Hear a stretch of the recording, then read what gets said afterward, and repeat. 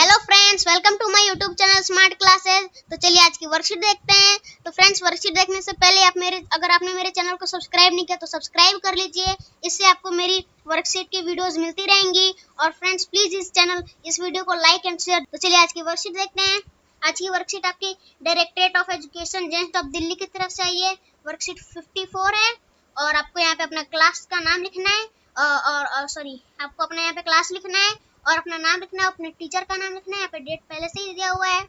चलिए नीचे पढ़ते हैं क्या है। तो फ्रेंड्स, अब पढ़ना हम शुरू करेंगे। तो बेंगलुरु में रहने वाली इशिता शर्मा ने 6 साल पहले अपशिष्ट शैली को अपनाया।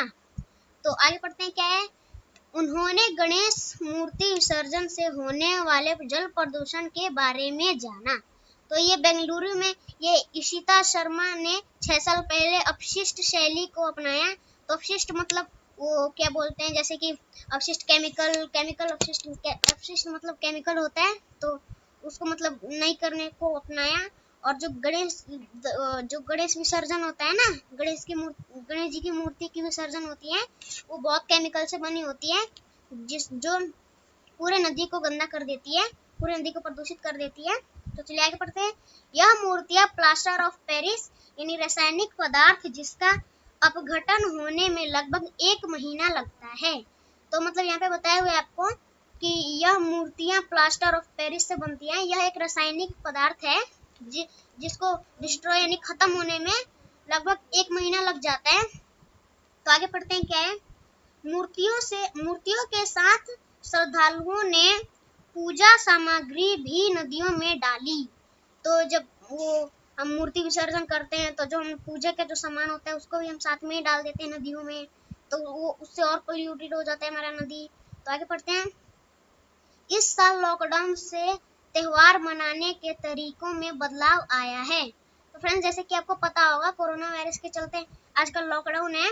तो लॉकडाउन के कारण सब लोग घर में ही मतलब मना रहे हैं अपने त्योहार। तो उसमें मतलब बदलाव आ गया है। तो आगे पढ़ते हैं। लोग अपने घरों में ही इस भव्य उत्सव को मना रहे हैं। तो मतलब जितने भी लोग हैं वो सब बाहर नहीं जा रहे हैं क्योंकि कोरोना वायरस चल रहा है और सोशल डिस्टेंसिंग का बहुत ध्यान रखना है इसमें, इसलिए लोग बाहर नहीं जा रहे हैं और घर में ही सब लोग ये मतलब त्योहार मना रहे हैं जितना भी है। तो आगे पढ़ते हैं। तो इशिता घर में मिट्टी से गणपति की मूर्ति बनाने के आसान तरीके ऑनलाइन साझा करती है।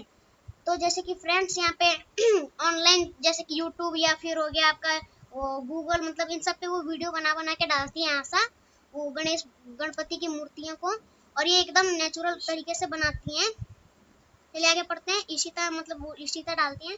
आगे पढ़ते हैं। यह पूरी तरह से पर्यावरण हितैषी है और इसकी लागत भी ज्यादा नहीं है। मतलब ये बिल्कुल भी पॉल्यूटेड नहीं है, ये एकदम सही है।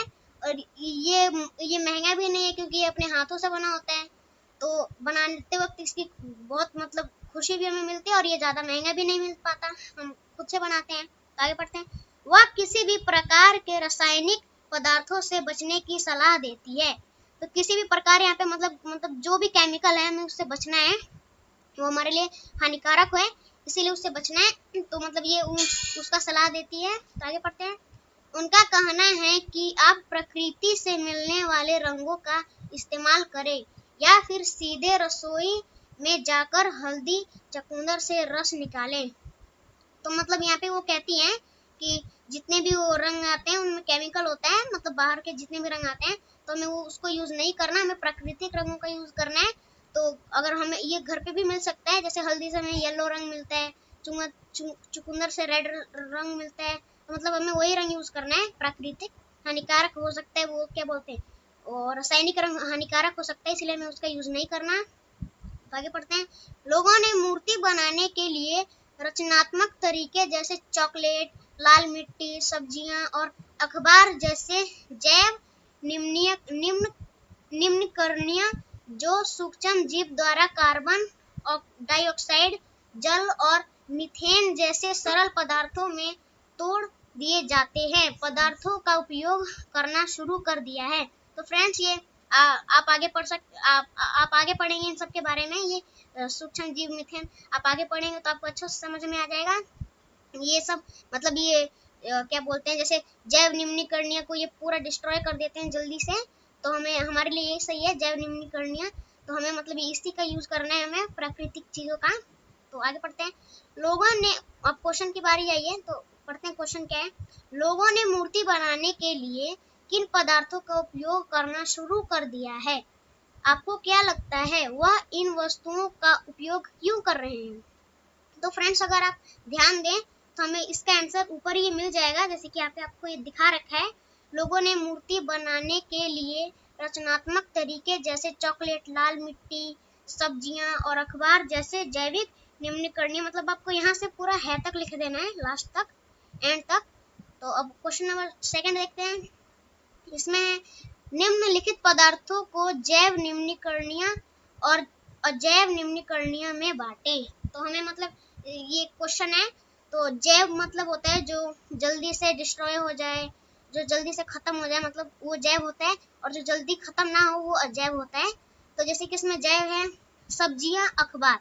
तो फ्रेंड्स आप देखें तो कीड़े ज्यादातर इन्हीं को खा पाते हैं, इन्हीं को खाते हैं, और तो ये जल्दी खत्म भी हो जाते हैं। अगर इसको मिट्टी में डालें तो कुछ दिनों बाद हम देखेंगे ये जल्दी खत्म हो गया, या मतलब खत्म हो जाता है। और कांच, प्लास्टिक को हम देखें तो बहुत दिनों के बाद खत्म होता है।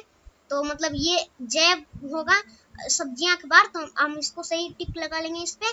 और कांच और प्लास्टिक अजैव होगा हमारे लिए, तो हम इस पे भी टिक लगा लेंगे। अजैव की तरफ से है प्लास्टिक और कांच, और जैव की तरफ से है सब्जियां और अखबार। तो आगे पढ़ते हैं। Question number third. सामग्री में कौन से अपशिष्ट पदार्थ नदियों में डाले जाते हैं?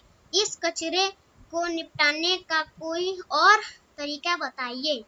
तो फ्रेंड्स जैसे कि मैं आपको ये आंसर शीट में दिखा दूंगा, तो अभी हम आंसर शीट देखने वाले हैं। तो चलिए हम आंसर शीट देखते हैं। कि आप ये ऊपर, वो आंसर शीट देखने से पहले आप ये ऊपर देख सकते हैं कि निशिता ने जो गणेश भगवान की जो वो फोटोज बनाई थी, जो वीडियो डाली थी, उनकी फोटोज है कुछ। तो आपको ये नहीं करना, आप इसका ड्राइंग नहीं बनाएंगे। तो चलिए अब आंसर शीट देखते हैं।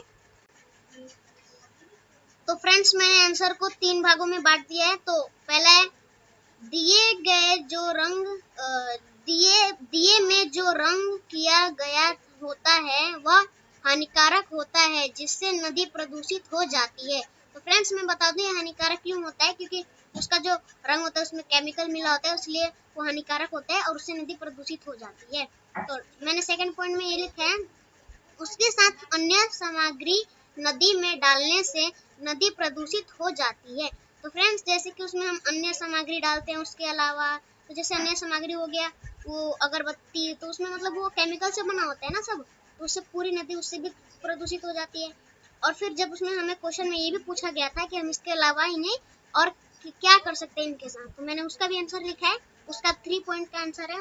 तो उसका आंसर है इसके अलावा हमें इन सब सामग्री को नदियों में ना डालकर किसी गड्ढे में डालना चाहिए, जिससे उसे ढक देना चाहिए। इससे हमें और पर्यावरण को कोई खतरा नहीं होगा। तो फ्रेंड्स आप ये अपनी कॉपी में लिख लेंगे। और फ्रेंड्स अगर आपको ये वीडियो अच्छी लगी हो तो प्लीज़ इस चैनल को सब्सक्राइब कर दें और इस वीडियो को लाइक एंड शेयर करना ना भूलें। Thank you for watching.